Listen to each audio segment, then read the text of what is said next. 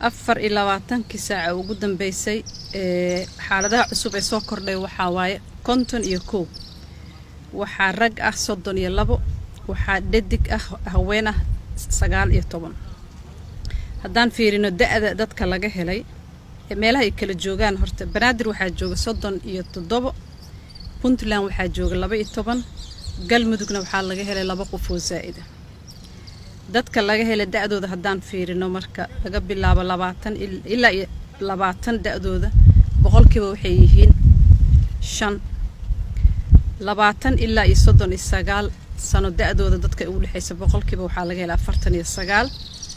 40 ilaa 59 waxaa waaye 21 60 sano iyo intii ka koreysa waxaa waaye 26 boqolkiiba tirada guud ee dadka laga helay xaaladda wadanka oo dhan waxay gaaraysaa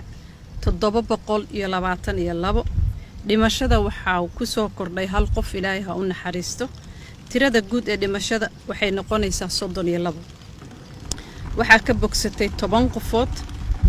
tirada guud ee bogsashadana waxay isugu tagaysaa 44 aan ku dadaalno nadaafadda aan ku dadaalno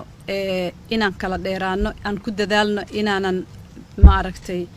meelaha ciriiriga iyo buuqa aan galno aan ku dadaalno inaan ilaalino guud ahaan xakameeyno cudurka inaan yacni ku dadaalno gacmaha inaan dhaqanno saabuun ku dhaqanno afka inaan xirino meelaha banaanka marka loo baxaayo meelaha buuqa la galaayo in yacni wax allaala wixii ay dadka khabiirada iyo caafimaadka ka shaqeeya wasaaradda caafimaadka ay ku taliyeen ee ka hortag ah in la raaco waa muhiim bulshada qaybaheeda kala duwan waa inay ku wada dadaalaan sidii wacyigelintaas loo badin lahaa loo gaarsiin lahaa Soomaaliya oo dhan hadii alla idmo